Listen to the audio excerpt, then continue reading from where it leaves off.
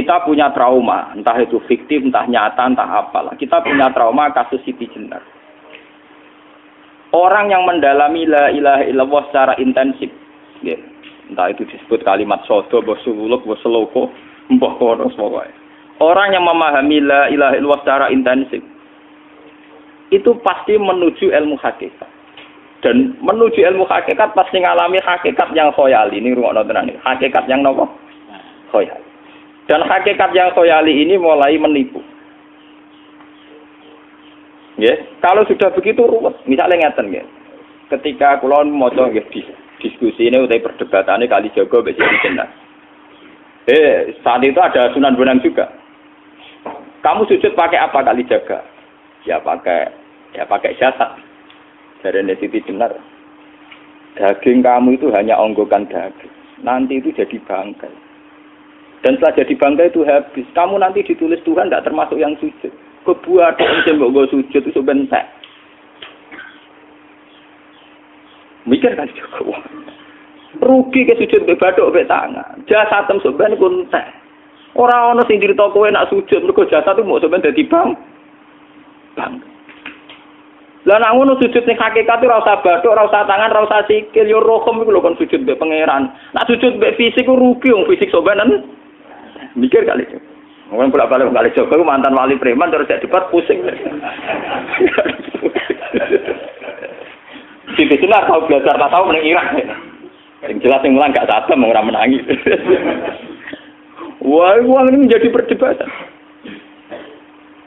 Sehingga keyakinannya kayak Siti Jenar, la ilaha illallah itu ya wahdatul wujud itu, innalillahi wa inna ilaihi. Selama ini kalau orang syariat misalnya, orang syariat itu kalau ada orang mati, misalnya Kak Ruhin mati, ini aku kan muni innalillahi wa inna ilaihi raji'un, saiki Ruhin wis mate. Mate itu balik ning penge. Itu cara wong hakikat kan salah besar. Orang mati itu tidak ada. Cara ilmu hakikat dan orang mati itu tidak ada. Roh ini tersiksa di alam fisik. Jadi ruh ini tersiksa di alam fisik. Karena ketemu ning jasate ruh. Tersiksa dulu. Aku ape mangane kudu kerja piring Jepang tersiksa roh. Asal roti memang tersiksa. Misalnya kiai ape mangane dadak kudu pidato 2 jam bareng tersiksa. Roh kenapa? Tersiksa. Mergo roh ora butuh mangan, ora butuh ngombe, tapi gara-gara melok fisik. Paham ya? Lho ini tenang ketawarai ya bener. Lah kula boten. Sampeyan betul lho guru waras maksudnya nggih. Artinya waras secara akademik karena ada referensi, ada marojek, nggih. Waras secara hakikat. Kula niku umpama rasake sampean wis ilmu hakikat. Artinya saya juga ngalami ilmu hakikat. Lan ketika ini sekarang hikam, wong ora tau muka safar ora usah dadi ulama. Wis entah sekian detik ulama itu harus pernah muka safar. Biar merasakan ilmu napa? Ada. Tapi ilmu hakikat itu bisa dilogikakan sebelum sampean sampai secara musyahadah. Paling enggak bisa sampai secara logika. Manusia itu mulai Nabi Adam sampai sekarang itu kan punya roh. Dan roh itu tidak makhluk. Dia roh itu tidak makhluk. Ketika roh itu diletakkan di jasad, dia itu tersiksa. Karena ketika dia ke jasad fisik, namanya mengalami keterpisahan dengan yang abadi. Dia ini ning jasad fisik, tersiksa. Karena dia harus di alam yang kasat mata, alam mulki. Tersiksa. Ketika dia tersiksa, melok ruhin, akhirnya dia mangane kangelan, akhirnya lesu mangan. Padahal roh gak butuh mangan, perlu dicatat roh gak butuh. Ya ora butuh gunung kidul barang, kan roh ora butuh rabi. Paham kan? Ya ora butuh putus cinta, ora butuh pegatan, ora butuh macam-macam. Paham? Tapi karena dia nemplek jasad sing butuh mangan, butuh rabi, butuh wedoan macam-macam. Akhirnya roh tersiksa. Suatu saat kalau roh ini dalam bahasa manusia mati, ini dalam bahasa manusia mati. Ini hakikatnya roh itu tidak mati, dia kembali ke habitatnya. Ini disebut innalillah. Kita ini dari awal ya dengan Allah. Wa inna ilaihi juga kemudian nanti kita pasti kembali ke Allah. Dan itu diyakini betul oleh orang wahdatul wujud. Jadi kalau roh mati itu ya tidak ada mati. Roh sekarang itu kembali karena sudah lama mengalami keterpisahan mergo melok fisik-fisik dan ono kerja dasinan, ono nggo proposal lan ruwet roh ku melok. Paham itu? Kita di roh ku napa melok roh. Lah roh ya tersiksa aku ora butuh mangan, ora butuh proposal bocah ngalor. Itu tersiksa. Makanya dalam cerita-cerita Jalaluddin Rumi yang otentik di kitab-kitab begitu. Ketika beliau mau meninggal, muridnya itu nangis. Dari Jalaluddin Rumi, kamu jangan nangisi saya ini mau pesta, perkawinan. Kamu tidak merasakan penyesalan saya ini lama menyesal karena harus hidup bersama kamu. Terus saya ini tersiksa karena ngalami alam yang rusak, yang fana. Alam yang fana. Harusnya roh saya itu di alam abadi, bukan di sini. Maka jangan tangisi kematian saya. Kematian saya adalah kembalinya roh ke habitatnya. Semenjak itu kematian dianggap malam perkawinan karena roh kembali. Walhasil ngono iku cara ilmu tasawuf bahasa Arab jenenge wahdatul wujud, kena Jawa Yogyakarta Solo kok adanu jenenge manunggaling kawula. Mergo sing rawan ngono rugen lho, Pak. Nek tak terangno detail. Dadi bathuk mesti iki buku sujud kan. Niku sampeyan ilang. Dadi seksine ora ono cara teorine sinten Siti? Rugi kowe. Bukan jadi ya kentur. Kali coba mantan preman jak debat terus kowe ora ngono mbok terus tak pateni kowe. Lah debat ini biar ra iso. Premane kumat. Ya sam preman jak debat ilmi. Ngono ku model. Kali Joko ya ora salah. Dhisik Sayyidina Umar nggih ngoten. Umar sahabat top. Lah jak debat atau milih patenane ya Rasulullah. Gak iso dene ilmiah. Mantar preman pasar rukat terus jadi sahabat tok debat yang milih mate. Ada wonten cerita wong Yahudi njaluk keputusan Nabi, bareng wis diputusno Nabi cek mamang. Ndak tenan keputusane ngono dalam sengketa duniawi. Bariku takok ya Ali. Ya Ali, aku mau sowan ning Nabi Muhammad. Dikai keputusan tapi mamang cara kowe pilih. Sampai Ali dikai keputusan persis kanjeng Nabi. Cek mamang neh takok Umar. Apa marah aku mau singgone Muhammad, singgone Ali, kayak keputusan kok mamang mar. Cara kowe piye? Urusan duit. Enteni. Entah dia melepuh buat apa? Uang diputus Nabi ora mar. Buat mati. Gawe. Mereka mantan apa? Cara mantan intelektual kan ya wajar wong Yahudi kok percaya Nabi. Kan bareng cara Ali ya sederhana. Gak percaya wis kandhani. Ora percaya ali tenan. Lah ora bapatene. Ya wajar wong Yahudi kok percaya Nabi, nek percaya ora situ Yahudi Muslim. Lah ali situ Gus Dur. Are Gus Dur ra beda piye tenang. Ali nyen ngoten watake ngoten. Nasibe padha. Ali itu ilmuwan yang jadi presiden gak sukses. Sing niru Gus Dur. Mergo ning dinggo nek wong pinter mimpin ra sukses. Wong pinter gampang maklumi. Lah misalnya kita jadi kiai wong pinter, kayak santri ini pacaran, maksud itu jangan asal cawe itu, wah ruwet, terus malah dalil zinalina subuh syahwat minan, piye pondok tanpa pelaturan, paham ya, ruwet tau? Mana jogeman, jadi kiai pinter teman-teman itu jogeman, jadi sing biasa, ono syariate sidik-sidik, sing kemana ono santri pacaran tersinggung, ono santri nakal tersinggung, sing ono rasane, lah dunia ono apa? Jadi nak meguru kula nu urusan ilmu semi hakikat. Mon gitu. Sehingga kayak Siti Jenar, cara pandang Siti Jenar itu masuk betul ning gone pemikiran para santrinya. Kados Ki Ageng Pengging siapa masuk betul karena masuk akal. Cara mereka napa? Betapa ndak ada artinya fisik ini. Nah, kalau semua fisik ini ndak ada artinya, kemudian yang ada artinya itu roh, perjalanan apa? Perjalanan roh, sehingga diartikan inna lillah wa inna ilaihi raji'un. Inna sholati wa nusuki wa mahyaya wa mamati lillah. Lah kemudian sekarang sampean tak tanya misalnya ini latihan ilmu hakikat. Wa mahyaya lan penguripan ingsun. Kalau ingsun itu artinya fisik atau jasad, itu keliru besar karena jasad tidak pernah hidup. Yang hidup itu roh. Paham ya?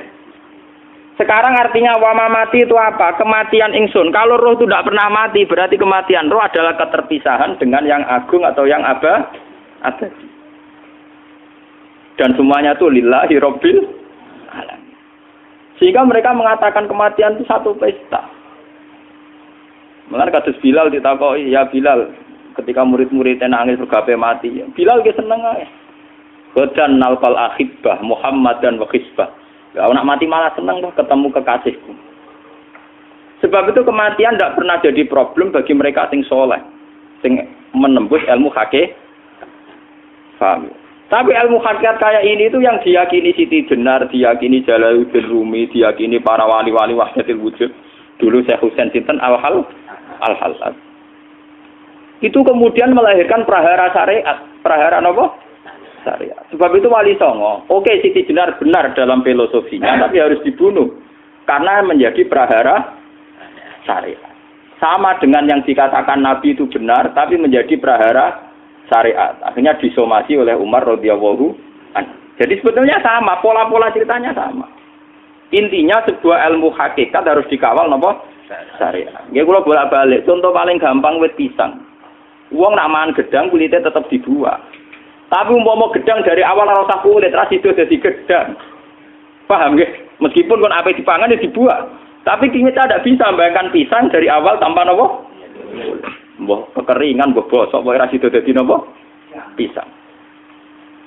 Terus pentingnya syariat lagi begini, gitu. Mulane penting ngaji wali-wali syariat sing pinter kados Sunan Kudus, kados Sunan Bonang. Andai kan tidak ada syariat itu dunia pun mesti rusak. Contoh paling gampang masalah pornografi, porno aksi. Jadi jenengan ada omongi ngono ibu ngakak-ngakak deh. Dari pangeran wis pirsa, kowe nek aku klambi pangeran ora tentora ya ora usah klambenan. Wong ora ana gunane. Kalau yang paling penting ku nazarullah, kenapa kowe klambenan barang, wong kowe klambenan ora pangeran tetep pirsa. Nyatane di jenar nak mulang nggih coba klambenan lah intine napa? Dinya ada nabi Sunan Bonang. Nah, aku percaya kabeh nazarullah ora usah napa? Klambenan. Tetapi teori ora usah klambenan iki dinggo tenan. Mulane nek pas wiridan aliran sesat ciri utama. Kira klambenan tenan. Lah ruwet to. Lho iki tenan iki cerita. Iki pentingnya ngaji nggih. Ben sampean ngerti variasi riwayat kemudian kita orang syariat harus kayak apa, kemudian kenapa menjadi aliran wahdatil wujud. Lah terus kita-kita ini ya, kita-kita ini kan orang syariat. Memang kelemahan orang syariat itu akeh kok sampean-sampean. Siji mesti ra kramat. Modele ora di dhuwit ya bingung. Ruwet. Urip wong syariat lho apa? Dineng bojo wedi, dineng tangga wedi, pengaruhe menurun. Pancen orang syariat itu banyak kriminal tauhidnya itu memang jelas. Mulane kiai-kiai fikih nak ketemu kiai-kiai sing setengah jadah wedi mergo iso nebak atine. Ndekne meriang langsung. Sing kiai ra tau salat keramat padahal ngambungan wong. Sumudina salat 4 waktu kok ora tau keramat. Wong ape buah utang tanggane iku keramat apane? Sing kono ngawur-ngawur sowan pirang. Meriang mulai wong syariat ngadepi wong hakikat napa? Mulane jogeman ge dadi wong syariat sing ngene iku bahaya. Nah kula mboten ngarah. Sampai dadi wong syariat sing ra keramat. Bahaya sekali itu bagi perjalanan agama. Kalau sering ketemu kiai-kiai yang terkenal keramat di Juwaduk tiang-tiang hakikat. Ditantang kanca-kanca kula wani, nah tantang aku tetep rawani kok. Mikir deh. Karena orang yang sama-sama ke jalur hakikat tetap punya alamat, tetap wonten simahum fi wujuhi min atsari sujud. Cara pandangnya mesti sama. Kalau nanti ketemu murid, ya artinya yang ikut aliran Siti Jenar, dia ada sholat, ada apa, hidup di satu tempat gitu. Padahal dia bisa baca ihya. Dulu pernah mondok di Mekah, pernah di Irak. Itu ya meresahkan para kiai. Kemudian sebagian mereka minta saya suruh ketemu. Ya walhasil kalau ketemu. Ketemu pertama gitu. Jenengan Gus Ba, tapi zaman roh jenengku tetep rata arani muka sapa. Nggih biasa mawon. Kula ora usah kenal jenengan nggih kenal. Dadi nggih kula biasa mawon. Lah niku pernah ngajari ajaran. Saya Gus ning donya tak enteni mau turu ngenteni mati ngono Gus kok repot. Jawaban kula terus enak. Sampai ada wong hakikat wong ngenteni mati barang. Ya mati wis saiki iku. Rasa ngenteni saiki padha-padha wis napa? Wis mati. Ya saiki wis padha-padha wis urip. Wis padha kabeh. Nah cara ilmu hakikat itu kan terus sama semua. Napa? Sama semua. Tadi makanya itu tadi. Kalau baleni malih logika hakikat itu begitu ya. Roh itu ditiupkan oleh Tuhan ke kita. Kemudian roh karena ikut alam fisik, alam jasad, roh ngalami yang kita alami. Nggih. Ketika roh ngalami yang kita alami dia tersiksa. Nah, ketika roh sudah terpisah dari jasad yang mengekang, yang memenjara ini, dia senang terus kembali ke Tuhan. Ini disebut innalillahi wa inna ilaihi. Lah jasad ini kemudian menurut ilmu hakikat enggak ada gunanya sama sekali total. hilang ditelan tanah. Lah kalau begitu jasad iki nak mbok agul-agulan, Gusti bathuk kula tak nggo sujud tangan kula ndi buktine tanganem wis ra ono. Bathuk wis ora. Mulane dari Siti Jenar, hanya wali bodoh kayak kalian yang punya ajaran bodoh begitu. Malah rasupan terus. Mulane Sunan Kalijaga semangat kon mateni mergo tambah omongane glodro nduk ndi. Tapi yang enggak disadari Siti Jenar yaitu tadi. Inti dari ilmu hakikat itu kan tunduk sama kersane Tuhan. Kalau sudah tunduk pada kersane Tuhan, kalau kersane Tuhan roh kita harus di jasad. Dan wujud jasad kita ini juga karena kehendak Tuhan. Kenapa yang wujudnya jasad yang karena kehendak Tuhan engkau ingkari? Sementara wujudnya roh tidak kamu ingkari. Toh wujudnya jasad ya bi iradatillah wa bi masyiatillah. Wujudnya roh ya bi wujudit bi masyiatillah wa ira. Harusnya fungsi jasad juga harus kamu akui toh Siti Jenar. Wong sekarang kita punya jasad ya bukan karena kita, karena kehendak Allah. Kenapa kamu ingkari? Berarti kamu ingkari kehendak meneng Siti Jenar.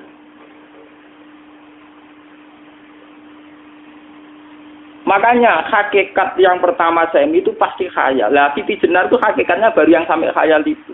Jika dia tersesat. Sebetulnya kalau sudah hakikat beneran itu tidak perlu khayal begitu.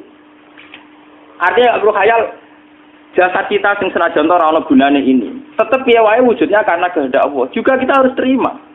Apapun kekurangannya, apapun kenaifannya, ironisnya harus kita terima. Ini sebagai bentuk penerimaan kita pada masyiatil. Begitu juga keadaan roh kita sebagai penerimaan atas masyiatil.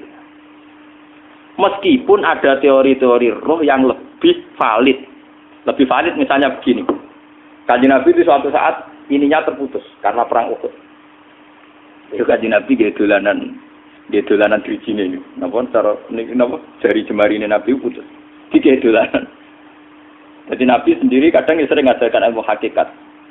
Hal lagi illa usbun udmiyat wa fi sabilillahi ma lafitu.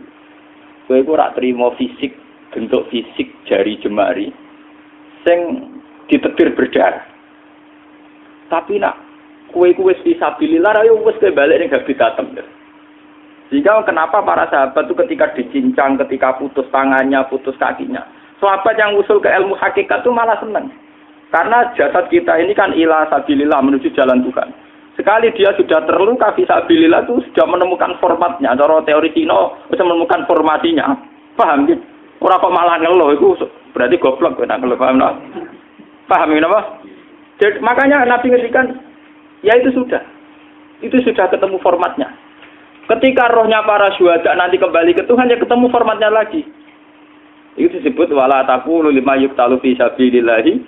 Amma dia tidak mati sesuai formasi awal, yaitu roh kembali ke Tuhan dan jasad ikut mengawal. Nah itu Nabi kadang ya pakai ilmu hakikat begitu. Mulane kula bolak-balik matur, kula niku nggih mulai umur 20 tahun napa pinten. Kula niku asline nggih gadah penyakit dan ekstrim penyakit saya. Sampai saat ini kula nak ngobatno ndak lebih 50% nggih karena saya tetap berpikir. Misalnya cara syariat kan berobat, tapi cara hakikat apa betul keberadaan saya di alam ini penting? Sehingga aku kepengen urip tak bela-belani ngantek andak atusan juta. Jangan-jangan penting mati ikut timbang uripku. Lah nek ngono lha apa tak bela-belani? Entek atusan juta. Jadi misalnya kita berobat ya mau ya cari nabi kan berobat ya berobat. Pokoknya kita Islam ngasih mau geruda-gerudu kadang orang paham. Sekali kamu mengamati dengan sisi hakikat. Coba sekarang sampean pikir, coba sekarang nggak pakai logika hakikat, pakai logika syariat saja. Saya ini misalnya asetnya 10 juta, misalnya, saya punya aset 10 juta. Tapi misalnya aku rugi nawan atau dipengaruhi di masa depan sama nih, kalau kan soalnya cara teori di masa, misalnya kulo rugi, artinya kere di duit 10 juta aset. Tujuan saya sembuh kan supaya aku iso sembuh sehat, engkau iso kerja untuk anak. Tapi karena saya sakit nanti operasi tidak 10 juta. Operasi ndak 10 juta. Wong aku urip era mesti iso marisi anak. Apa meneh nek dhuwit 10 juta tak ada gue berobat malah jelas ra iso marisi. Lah nek ngono penting matiku ya dibang 10 juta. Karwan iso diwaris langsung. Sementara nek aku mari dibiayai 10 juta rong mesti mari 10 juta mesti entek. Artinya tidak ada jaminan kalau berobat itu secara visi ke depan lebih baik. Soalnya malah ngentekno donya nggak jelas akibat positifnya. Misalnya tetap lumpuh duit teori loh. Bapak artinya apa? Teori hakikat tetap lebih benar bahwa hidup itu tidak ada artinya. Semua itu tidak ada artinya. Berobat apa enggak berobat semuanya tidak ada arti. Teori loh gini. Sehingga kalau kita tengah-tengah aja tengah-tengah. Kados kula misalnya loro nggih berobat. Gusti separuh kalau ngelakoni syariat, tapi sebagai kalau ulama fikih separuh kalau lakoni apa? Jadi kalau tetap buatan ngarah obat 100%. Tapi orang ngarah berobat wong kula tiyang apa? Syariat. Tapi memang faktanya itu begitu. Cara Kanjeng Nabi kadang Kanjeng Nabi berobat. Kadang Kanjeng Nabi wis nikine tercincang dige guyonan. Wa laki illa usbuun udwiyat. Ora apa driji sing gak melok-melok. Nah, bukti bahwa jasad ini begitu tidak penting. Kayak Sayyid Hamzah. Menurut Sayyid Hamzah nganggep wahyu bentone ra karuan. Kalau teori Siti Jenar itu benar, teori Jalaluddin Rumi benar teorinya ya, ora kok ra salate lho nggih, maksudnya kok nganut ra salate. Benar cara analisis roh. Ketika Sayyid Hamzah dinyatakan mati oleh manusia, oleh hukum manusia dinyatakan mati karena dia sudah tidak bergerak. Dalam teori hakikat kan rohnya Sayyid Hamzah sudah fi khawasili tuyurin khudrin. Rohnya sudah diambil Tuhan. Tidak mati, paham ya? Ketika rohnya Sayyid Hamzah sudah diambil, jasad ini sudah tidak punya rasa. Sekarang secara syariat kasat mata kita tahu, wong jasad nak diinfus, di sayat-sayat dioperasi ora kroso. Apa meneh saiki ruhe wis bisa. Lha ya jasad itu cek gampange, dioperasi dibius saja terus tidak kerasa. Apalagi rohnya sudah diambil. Nah saiki bayangkan ketika Sayyid Hamzah itu sudah di atas, niku kira-kira delok Wahsi ra wong bentuk. Lho wong kok baca igabus. Ketika jasad benar-benar tidak penting, kemudian jasadnya Sayyid Hamzah kan dicincang oleh Wahsi. Ketika rohnya sudah diambil kan Hamzah tidak merasakan. Berarti Sayyid Hamzah guyu-guyu Wahsi. Wahsi cek bentuk nih gabus dicincang. Paham ya? Lho niki tenan. Artinya ketika pandangan manusia iba kepada Sayyid Hamzah karena dicincang, dimutilasi oleh Wahsi tidak ngalami Pak Sinten, Sayyid Hamzah tidak ngalami apa-apa karena rohnya sudah bersama Tuhan. Dan iso wae Sayyid Hamzah malah guyu-guyu Wahsi. Cek gobloke. Gabus kok dicincang. Lah nak ngono rak mirip, makanya nggih. Dalam hal ini itu dalam teori roh itu sebetulnya Siti Jenar tidak sesat dalam teori roh. Tapi jangan katakan itu penemuannya Siti Jenar. Siti Jenar itu terlambat. Sebelum itu ada Husain Al-Khallas, sebelum itu ada Jalaluddin Rumi. Sebelum itu juga ada sahabat, ada nabi. Cuma cara aplikasinya Siti Jenar melenceng. Jadi jangan katakan kok tak kampus-kampus, iku pendapat Siti Jenar itu malah goblok meneh. Siti Jenar iku wis anut, paham nggih maksud apa? Wis anut. Nah, teori yang sama terjadi pada Yesus Kristus. Ketika Yesus misalnya secara lahir dicincang, dimutilasi, diapakan oleh orang Yahudi. Sebetulnya rohnya dia sudah bersama Tuhan, kembali ke Tuhan Bapa, nah cara Kristen. Nah cara Islam ya balik ning pangeran. Andaikan itu iya, itu ya tidak ada masalah karena hakikatnya dia tidak dicincang, tidak dibunuh. Andaikan iya lah, tentu menurut Islam yang dibunuh Yudas atau siapa itu yang masuk bialah. Tapi sama sebetulnya teorinya sama. Kalaupun iya tidak ada masalah. Oke, kalau misalnya Nabi Isa karena ada kontroversi menyangkut dia atau Yudas. Sekarang yang Zakaria dan ya Zakaria Yahya itu dicincang betul oleh orang Yahudi, matinya dimutilasi. Tapi dia tidak apa-apa. Karena ketika beliau dicincang, rohnya sudah diambil. Ini rumah tenan kan. Ben kira untuk kendel mati paham kan ya. Dadi maksudnya niku kula ajari nak mati itu tidak problem nggih. Niki kalau urip wedi lho. Nah ini bersamaan paham nggih. Kaitan la ilaha illallah ini nanti semuanya sama kaitan sama apa? La ilaha illallah. Ini nanti ujungnya sama dengan la ilaha illallah. Begitu juga seterusnya. Misalnya Yahya kalian sinten? Zakaria. Ketika Tuhan ditanya, jadi tenggene alam malakut pengiran ditakok, ya Allah, Yahya dan Zakaria itu kan hamba pilihan engkau. Ketika dicincang kok jenengan biarkan. Endi Yahya Zakaria dicincang? Aku iku ora goblok dari pengiran. Sedurunge dekne dicincang jasate ruhe tak jupuk. Dadi dekne ora krasa blas. Begitu juga ning tafsir-tafsir sampean lihat wa Maryama Sayyidah Maryam yang istrinya Fir'aun. Itu kan dia iman sama Nabi Musa. Asiyah, ya. Asiyah imro'ati napa? Fir'aun. Asiyah imro'ati Fir'aun, ya. Itu kan dihukum oleh Fir'aun. Ketika mau ditumpaki napa? Batu besar. Iku Allah ketika di pangeran, ya malaikat mauti, cepat ambil rohnya sebelum dihunjami batu besar. Terus rohnya diambil. Sebab itu dalam hukum Tuhan, Tuhan itu tidak merasa bahwa Tuhan membiarkan Asiyah, membiarkan Hamzah, membiarkan Yahya, membiarkan Zakaria. Dalam hukum Tuhan, semua orang ini roh-roh terhormat. Akhirnya nak anggo teori iki sing nyincang malah goblok, wong gabus goblok cincang ngono lho. Nah anggo teori iki malah berbalik, sing goblok sing nyincang. Paham? Yo ora kok sesuai sampean kiaskan saja. Wong dibius wae disayat-sayat gak kroso. Kaya apa nak ruhe bener-bener wis tercabut terpisah. Rasane ning ndi? Iku disebut wala taqulu limayuk talu fi sabilillah napa? Lah kemudian roh ini kemana? Nah, roh itu sudah menyatu dengan kalimat tauhid. Mesti roh itu bersaksi la ilaha illallah. Itu sing disebut ning alam roh ketika Allah tanya alastu bi rabbikum mesti qalu bala. Mesti mereka jawabnya napa? Bala. Karena alam roh tentu lebih mudah bersaksi akan keberhadiran dan keeksistensi Tuhan Allah Subhanahu wa taala. Paham ya, ini sama penting. Nah, ketika kalimat tauhid sudah menyatu kayak begini, itu mesti kalimat tauhid sing mesti langsung untuk swarga. Itu dimaksud Nabi mustaiqinan biha qalbu mukhlishon biha qalbu. Ati itu qalbu kan nggak bisa kamu artikan jantung atau liver kayak teori modern sekarang. Misalnya qalbun itu apa? Jadi kiai qalbun itu jantung. Nah, ngono beda mek liver. Lah liver apa kabidun niku akal-akalan aja padha ora paham.